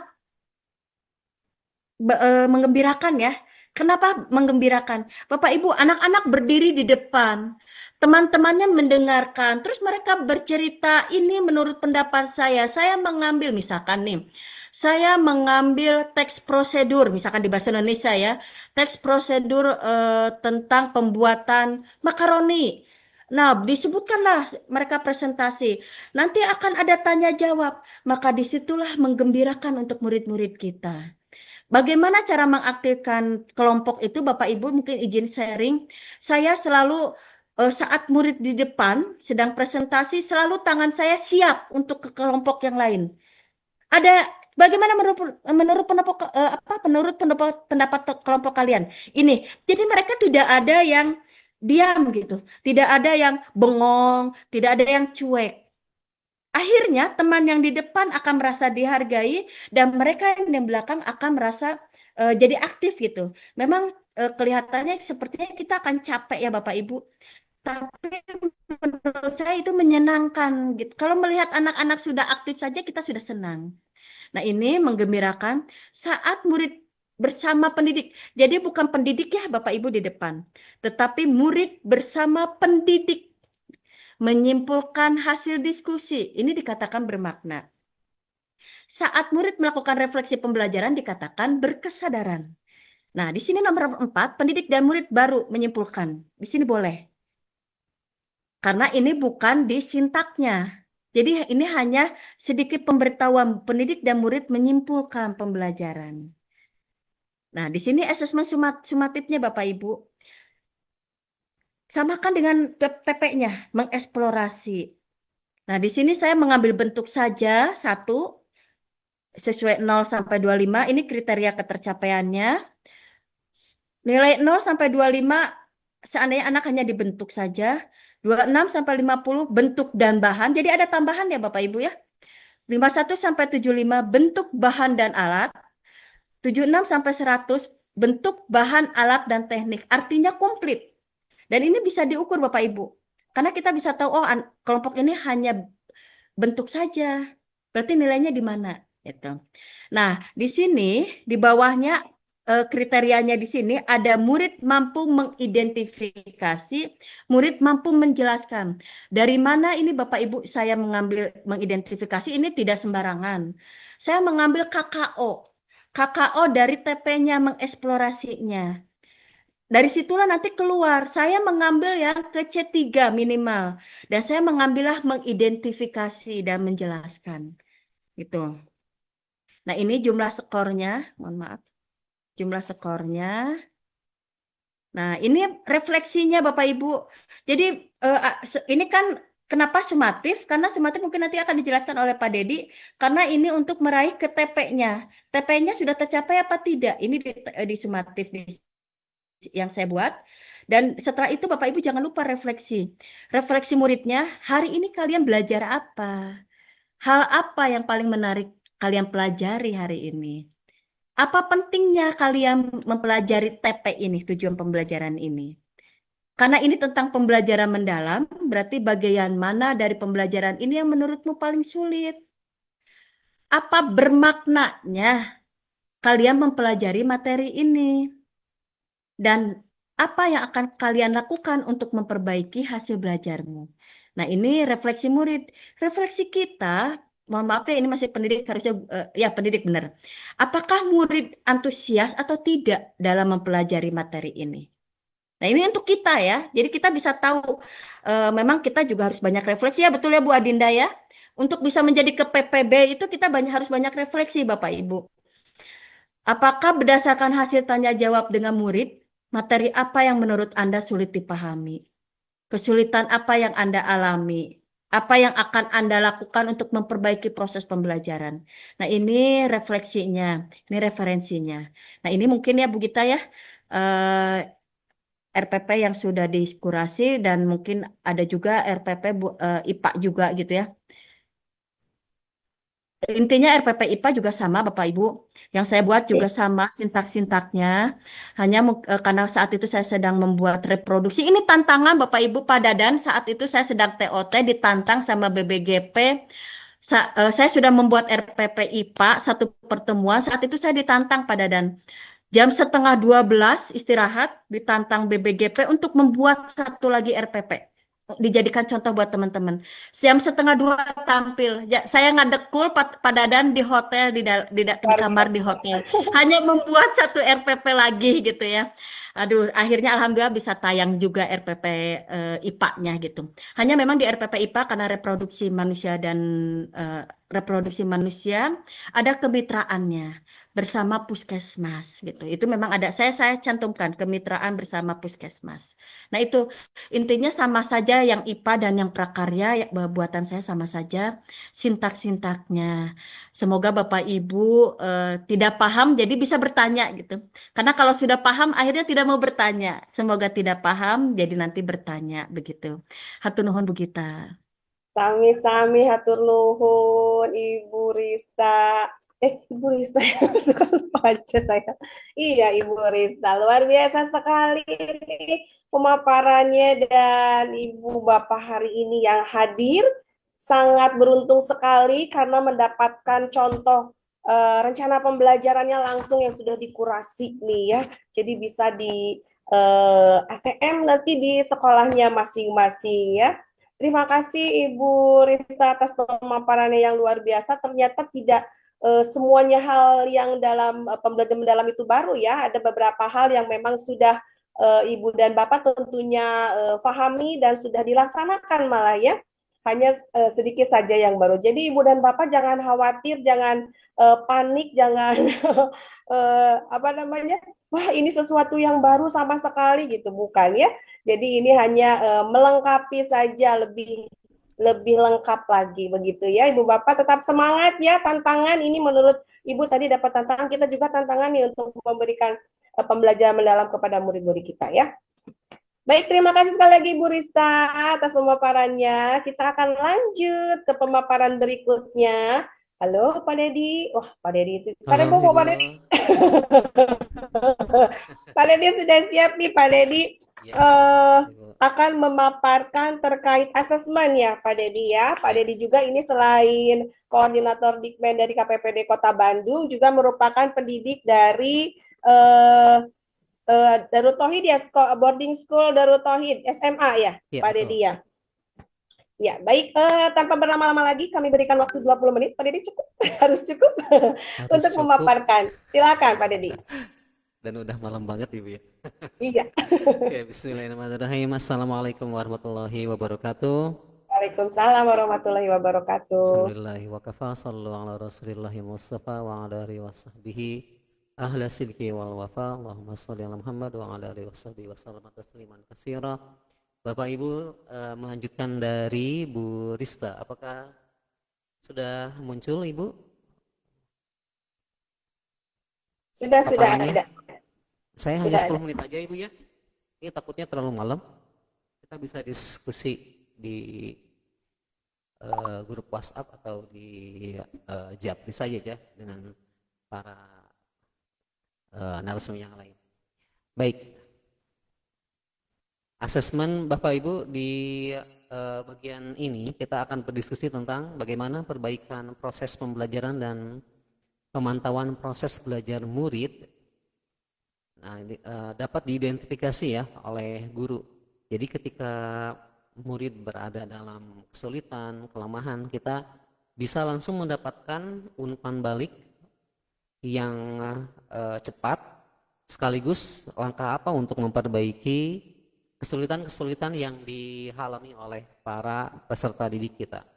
Bu Sari adalah seorang guru Nah, ini ada kelas 5 contoh, di Bapak Ibu. SD Harapan Bangsa. Minggu ini, Bu Sari mengajar materi tentang pecahan. Bu Sari menggunakan metode ceramah dan latihan soal di papan tulis. Untuk mengukur pemahaman murid setelah selesai menjelaskan konsep dasar pecahan, Bu Sari kemudian melakukan asesmen formatif dengan kuis individu, yaitu 5 soal pilihan ganda tentang pecahan. Berdasarkan Suaranya keluar nggak tadi? Keluar. Keluar ya? Pak Dedi. Oke. Ada Pak. Ya, jadi ceritanya Bu Sari. keluar. Ya, terima kasih Bu. Ceritanya hanya dengan metode ceramah saja dan hasilnya seperti kita perkirakan hanya beberapa murid saja yang menjawab dengan benar, 6 orang. Sisanya belum bisa menjawab dengan benar. Sekarang kita bandingkan dengan langkah Bu Sari di pembelajaran selanjutnya ya untuk perbaikannya.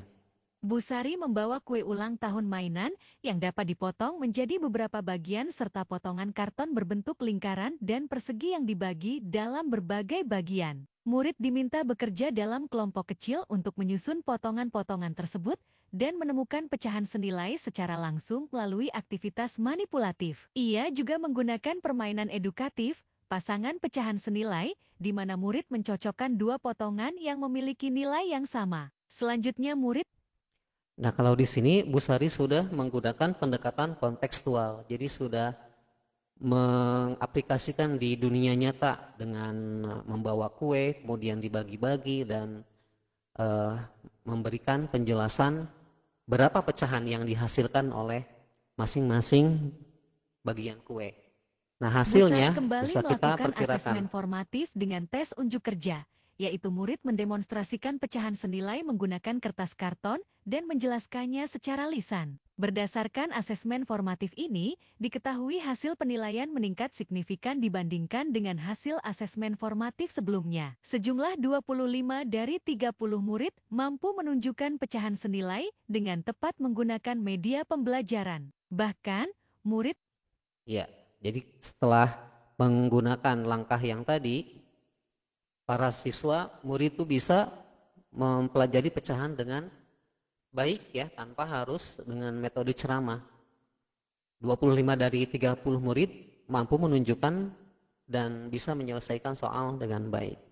Nah, di sini cerita ini bisa menjadi hikmah bagi kita bahwa pendekatan kontekstual yang dekat dengan dunia nyata akan memberikan dampak yang signifikan bagi pemahaman murid.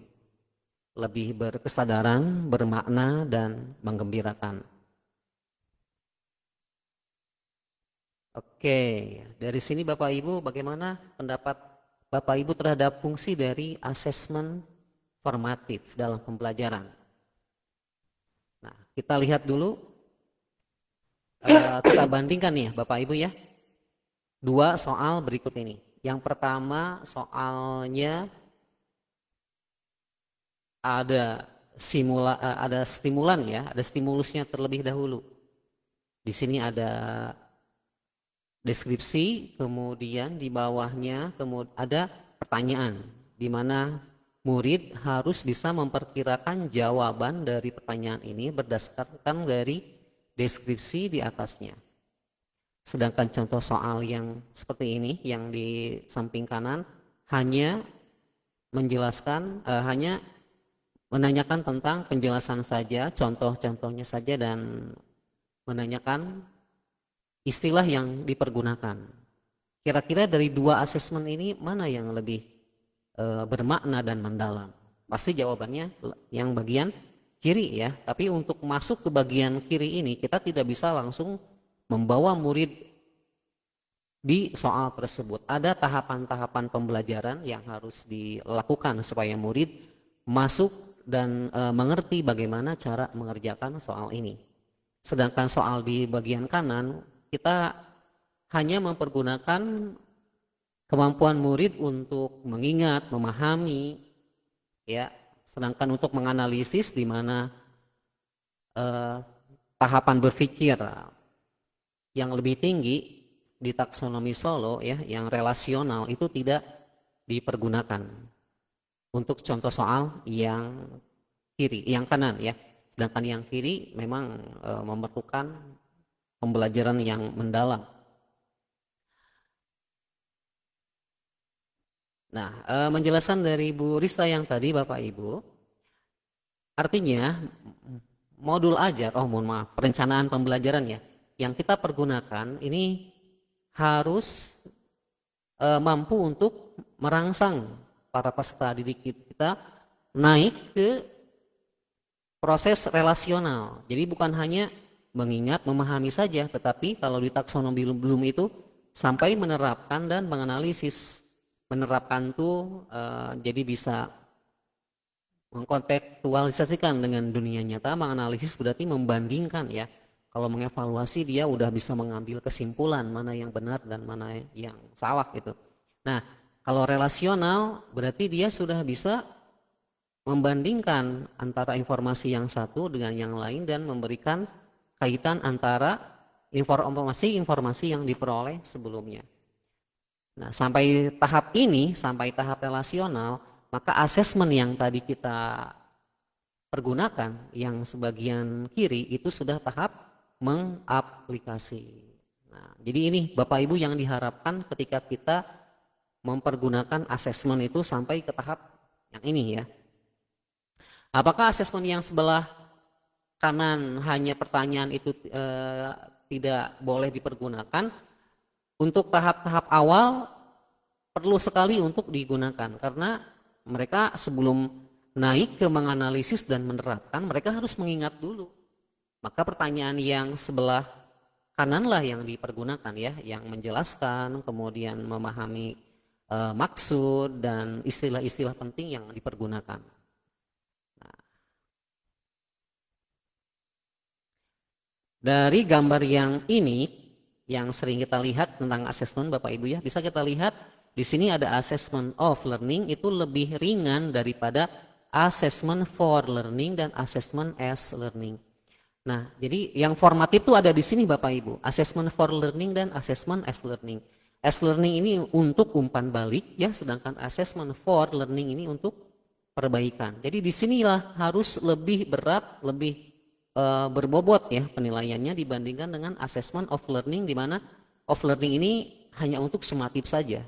Untuk mengingatnya kita dengerin aja, kita sambungkan dengan kata-kata off ya, off itu kan mati ya, jadi nggak bisa lanjut lagi. Jadi sumatif itu kan udah ada di ujung. Nah, teknik asesmen apa jadi yang bisa kita pergunakan untuk merangsang para peserta didik kita naik tingkat berpikirnya sesuai dengan taksonomi Solo. Di sini Bapak Ibu kita sudah berikan contoh asesmen as learning ini seperti jurnal reflektif, self assessment, penilaian diri, penilaian antar teman, checklist kemajuan belajar dan lainnya. Sedangkan asesmen for learning untuk perbaikan proses pembelajaran. Kita bisa mempergunakan mind mapping, peta konsep, umpan balik formatif, classroom assessment teknik yang saya berikan contohnya nanti di depan. Sedangkan sumatif, nah ini Bapak Ibu kita sering mempergunakannya ya, tes lisan, tes tertulis, laporan, portofolio, proyek, dan video juga bisa, pembuatan video, dan itu juga bisa dimasukkan ke penilaian sumatif. Nah, kemudian Bapak Ibu kita juga bisa menggunakan teknik penjelasan teknik-teknik yang tadi seperti observasi, proyek, tes lisan ya. Nah, seperti ini Bapak Ibu.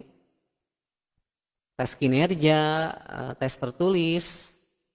Kita juga sering melakukan memberikan penugasan, penilaian diri ya, penilaian antar teman. Saya memiliki contoh penilaian diri dan antar teman yang saya pergunakan, yang kami dapatkan dari webinar.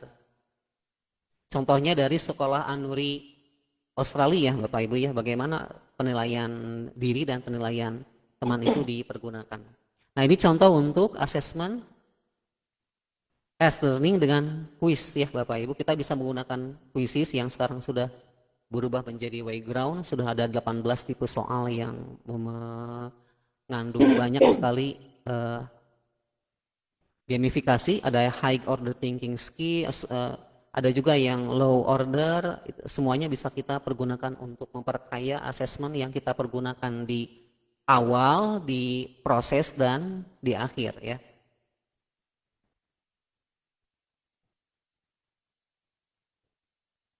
Nah, ini Bapak Ibu contoh dari penilaian diri dan penilaian antar teman. Ini kita dapatkan dari salah satu webinar, dan contoh ini dilakukan di sekolah Australia Anuri Islamic School. Jadi di sini dimensinya apa? Yaitu interdependently as team, bekerja secara tim. Penilaiannya dalam konteks profil lulusan kolaborasi. Nah, ada beberapa klasifikasi. Pertama, limited evidence, jadi buktinya hanya sedikit. Emerging, jadi dia mulai tumbuh, developing, sedang bertumbuh. Accelerating, lebih cepat bertumbuhnya. Dan proficient, berarti sudah terlihat ya bagaimana sudah muncul konsisten dengan kolaborasi yang dimiliki oleh murid tersebut. Untuk limited evidence ini kurang jelas ya, I often work by myself. Jadi kalau hanya bekerja sendiri, dia tuh ada di dalam kelompok, tapi dia bekerjanya hanya sendiri, maka murid tersebut akan memilih kategori ini. Kalau emerging berarti group decision are actually made by one or two members. Jadi kalau misalnya keputusan di grup ini hanya dibuat oleh satu orang, dua orang ya di kelompok tersebut, maka kelompok tersebut atau siswa tersebut sedang ada dalam emerge ya, mulai bertumbuh. To share job fairly, ini sudah mulai bisa membagi tugas secara adil, Pak. Nah, berarti ini sudah mulai developing, sudah mulai bertumbuh ya. Nah, each member clearly contributes to the final product. Jadi kalau misalnya kelompok itu sudah bisa berkontribusi terhadap produknya masing-masing, semuanya bisa berkontribusi, berarti sudah accelerate, sudah mempercepat ya kolaborasinya. I understand the importance of group decision. Masing-masing grup sudah mengerti bagaimana keputusan yang dihasilkan itu akan mempengaruhi hasil dan nilai dari grup tersebut, maka sudah dikatakan konsisten dalam berkolaborasinya. Nah, ini adalah contoh dari penilaian diri dan penilaian antar teman yang nanti diisinya bukan oleh guru, nah tapi diisinya oleh siswa. Nah, masing-masing siswa nanti dia akan menulis di sini nih. I think I'm here as I know how to work better in a team now. Nah, jadi siswa tersebut merasa bahwa dirinya, oh iya saya udah bisa bekerja di sini dengan lebih baik nih. Nah, berarti dia menuliskan di sini. Kemudian ada juga nanti siswa yang menuliskan I think I'm here because we were not working as a group. Nah, di developing ya. Kita tidak bekerja sebagai satu grup. Nah, I see myself here because I can work more confidently. Saya bisa bekerja dengan lebih confident, percaya diri ya dengan timnya. Pak Dedi Ya. mohon izin 4 menit lagi. Oke. Habis ya. Nah, kemudian assessment for learning. Nah, Bapak Ibu bisa mempergunakan mind mapping atau menggunakan CAT ya, kucing. CAT, classroom assessment technique. Nah, contohnya di mind mapping Bapak Ibu kita bisa mempergunakan ini nih, mirror whiteboard. Saya udah share whiteboardnya belum? Bapak Ibu kelihatan nggak whiteboardnya? Ada. Ya, ada ya. Nah, Ya, ini sudah. untuk menggunakan untuk membuat mind mapping kita bisa menggunakan ini nih, mirror whiteboard. Klik di bagian atas Bapak Ibu ya, klik diagram chat GPT, nanti kita masuk ke sini nih. Nah, lalu kita ketikin aja ini nih yang prompt yang sudah disediakan. Nah, kita rubah menjadi bahasa Indonesia ya. Misalnya, buatlah mind mapping atau peta pikiran untuk materi sistem reproduksi ya, sesuai dengan tadi materi IPA dari Bu Rista, laki-laki dan perempuan misalnya.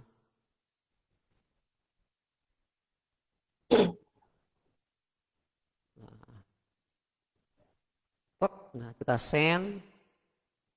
Nanti chat GPT-nya akan terhubung dengan hero whiteboard tersebut.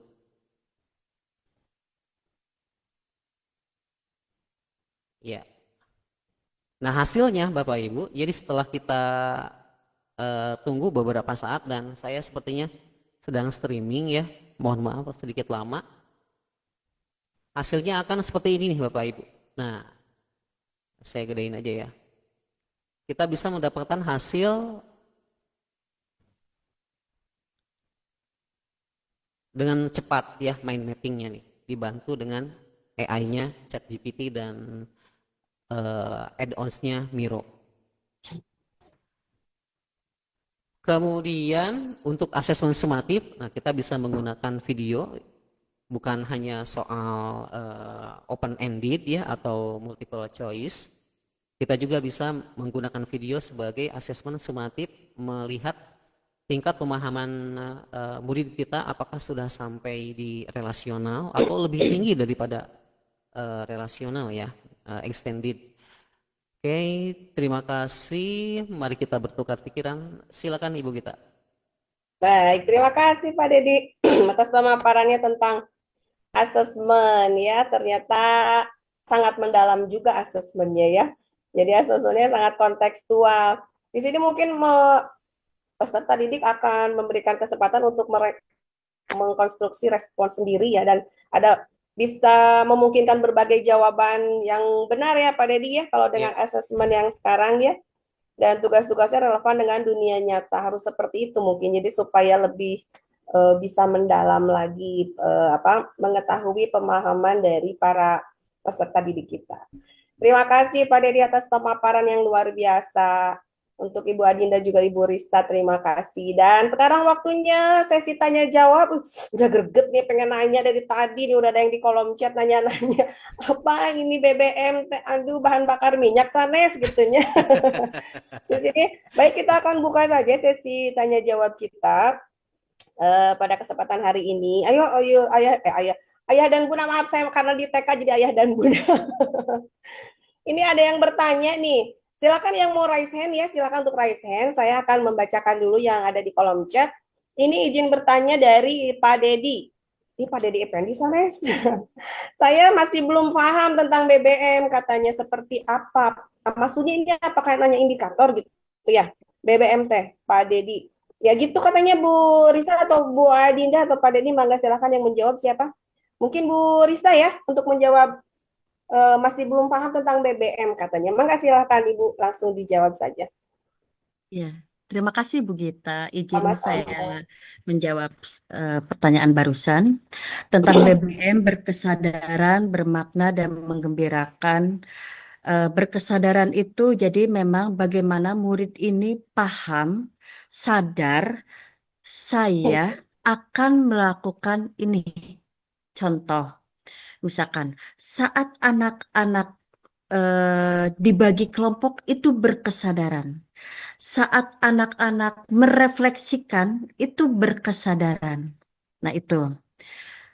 Kemudian saat anak-anak Bapak Ibu membuat sintak, di situ anak-anak misalkan, anak-anak berdiskusi dari tayangan video yang Bapak Ibu tampilkan. Atau anak-anak sedang membuat, kalau ini sedang project gitu ya, sedang membuat alat. Nah, itu bisa dikatakan bermakna.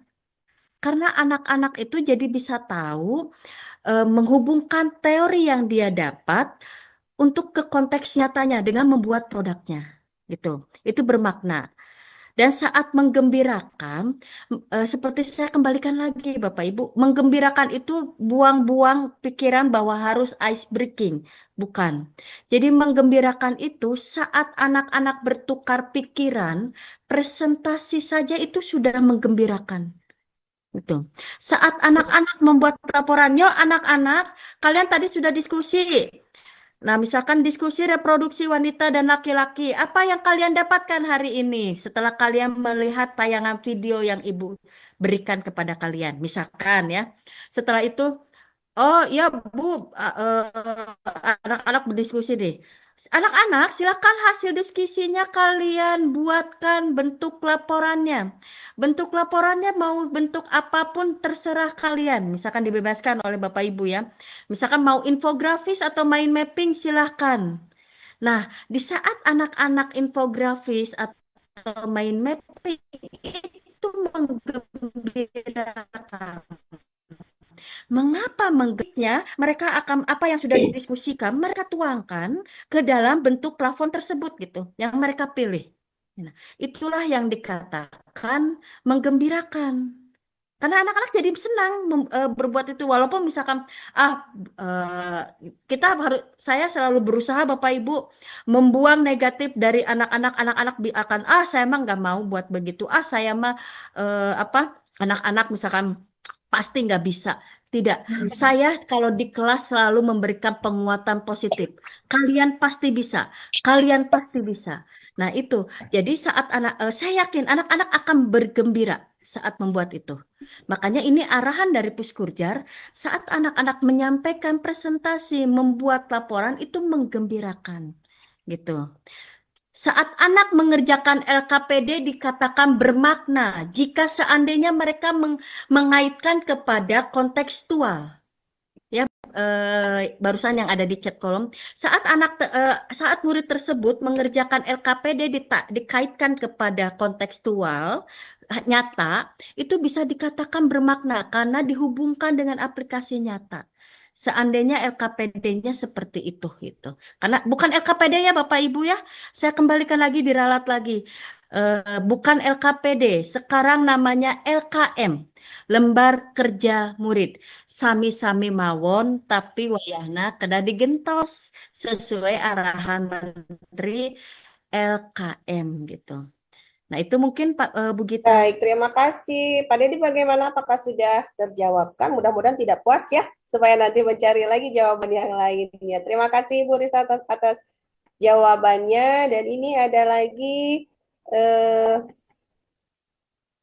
dari Ibu Sofi, SDN 247 Sukapura. Izin bertanya perbedaan antara pengalaman belajar dan prinsip belajar pada penulisan di RPP. Karena di situ masih ada penulisan di contoh yang Ibu tulis, pengalamannya memahami, prinsipnya bermakna. Mungkin itu pertanyaannya, Bu. Mangga silakan. Oke. Perbedaannya di saat RPP itu Bapak Ibu memang harus dijabarkan pengalaman belajar titik 2. Bapak Ibu mengambil misalkan memahami dulu.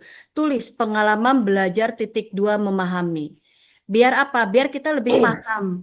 Karena kalau kita langsung menuliskan memahami, kalau kita tidak paham, kita tidak tahu memahami itu apa. Makanya dituliskanlah pengalaman belajar titik 2 memahami. Di bawahnya, karena memang harus ada prinsip pembelajaran dari sintak yang Bapak Ibu buat, dijabarkanlah.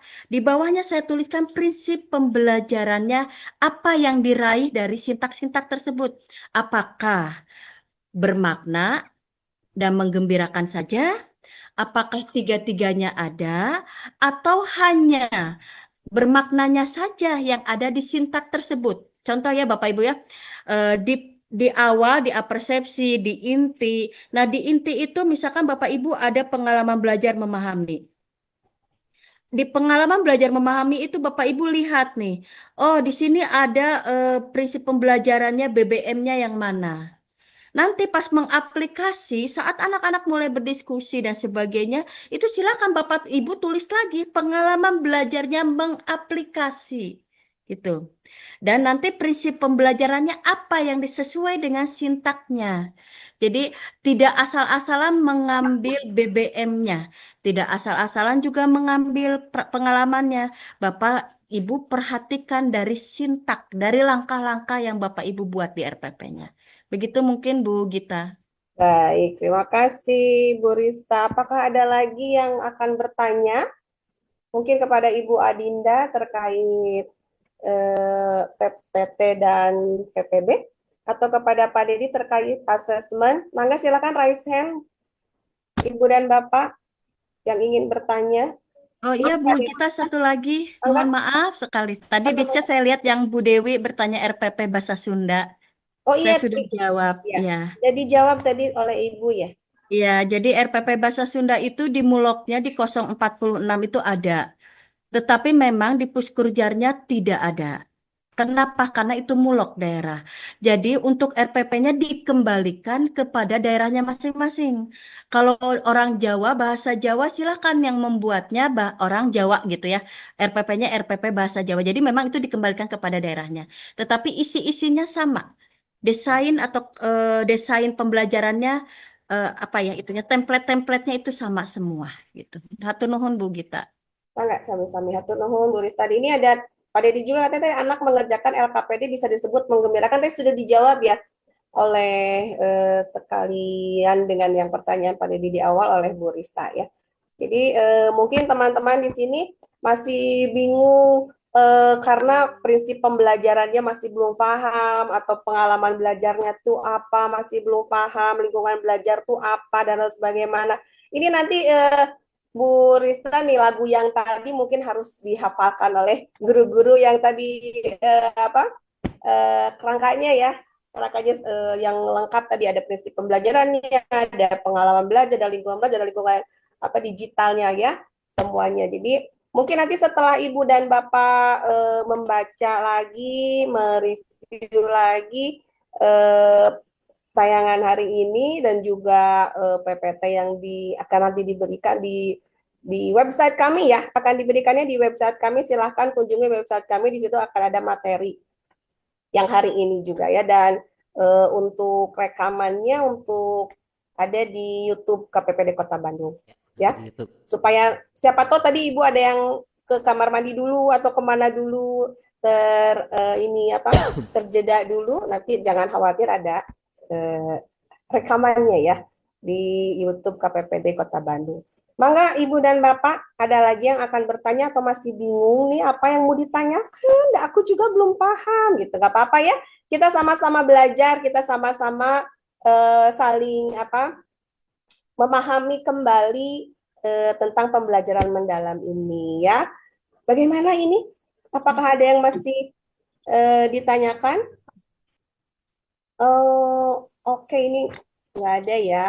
Ini Pak Deddy sudah ada link untuk contoh mind mapping assessment for learning katanya. Alhamdulillah ya Pak Deddy, nuhun.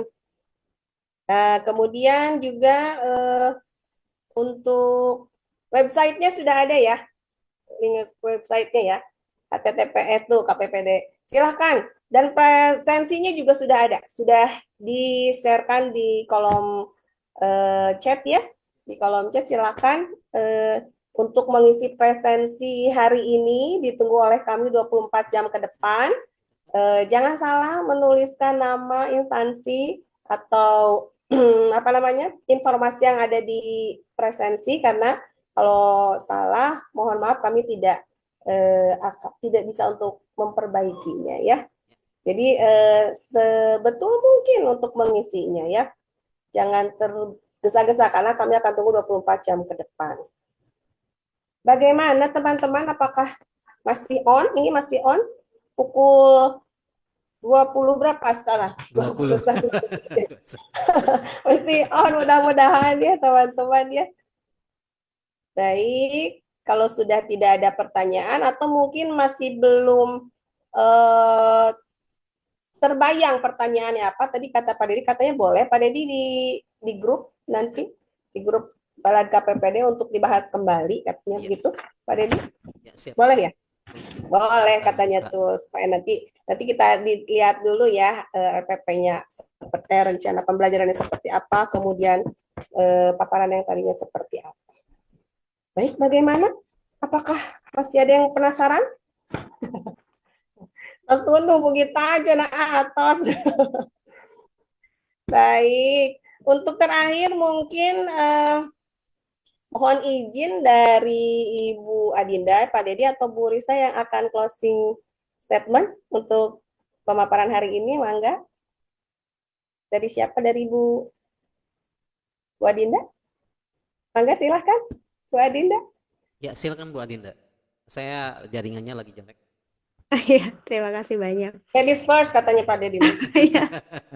Saya tidak menyiapkan closing statement ya, Ibu Gita, tapi dicoba saja. Apapun yang kita lakukan hari ini, segala proses pembelajaran kita tentunya akan berdampak baik pada murid-murid kita. Jadi jangan lelah untuk selalu berpikir positif, jangan lelah untuk selalu belajar. Kosongkan gelas, isi terus dan semangat terus. Apapun yang dihadapi, tantangan yang dihadapi, mari selalu bersemangat untuk murid-murid kita. Baik. Mungkin itu saja. Dan biasa, terima kasih, closing statement-nya sangat memotivasi kita semua para guru ya, khususnya untuk Balad KPPD yang sudah hadir pada hari ini. Baik, Ibu dan Bapak, alhamdulillah acara sharing session episode 23 yang mengambil tema membangun kurikulum satuan pendidikan yang hidup dan kontekstual dengan pendekatan pembelajaran mendalam telah selesai kita laksanakan dengan lancar. Sekali lagi kami haturkan terima kasih kepada para keynote speaker dan narasumber yang luar biasa, penyelenggara KPPD Kota Bandung, serta Ibu Bapak Balad KPPD. Mohon maaf atas segala kekurangan dan kehilafan, baik dari penyelenggaraan maupun perkataan kami yang kurang berkenan. Bersama KPPD Kota Bandung, kita maju. KPPD Kota Bandung mangprang, maju ngalampah babarengan. Billahi taufiq wal hidayah. Wassalamualaikum warahmatullahi wabarakatuh. Sampai ketemu lagi pada sharing session episode 24 mendatang, tentunya dengan tema yang lebih menarik lagi. Sekali lagi terima kasih kepada para narasumber kita yang luar biasa ini hari ini ya. Tidak sia-sia Ibu dan Bapak sampai malam. Terima kasih. Sampai ketemu lagi. Semoga kita dapat berkolaborasi lagi. Sampai jumpa. Selamat malam semuanya. Selamat beristirahat. Salam sehat selalu dan bahagia untuk semuanya. Pak. Silakan diisi presensinya ya, dan materinya ada di website KPPD Kota Bandung. Terima kasih untuk narasumber semua dan untuk KPPD, Pak Dedi, Bu Adinda, Bu Gita. Kami-kami Ibu Terima Mangga. kasih Ibu. Ibu Titin masih ada, Ibu Titin. Atur nuhun, Bu Titin sudah hadir.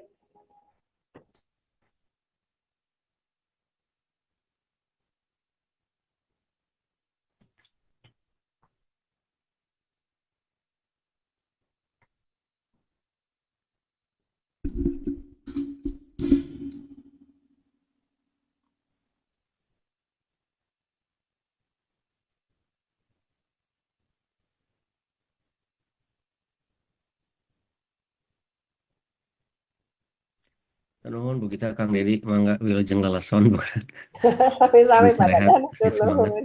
Yuk, Assalamualaikum. Waalaikumsalam.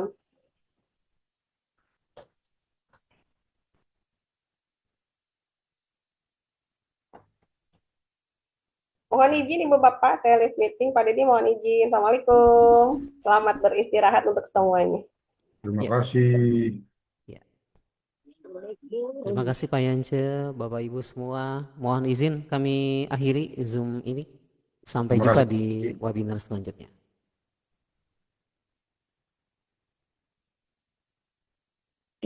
Terima kasih. Ya. Terima kasih Bu Evi. Sama-sama, terima kasih Pak.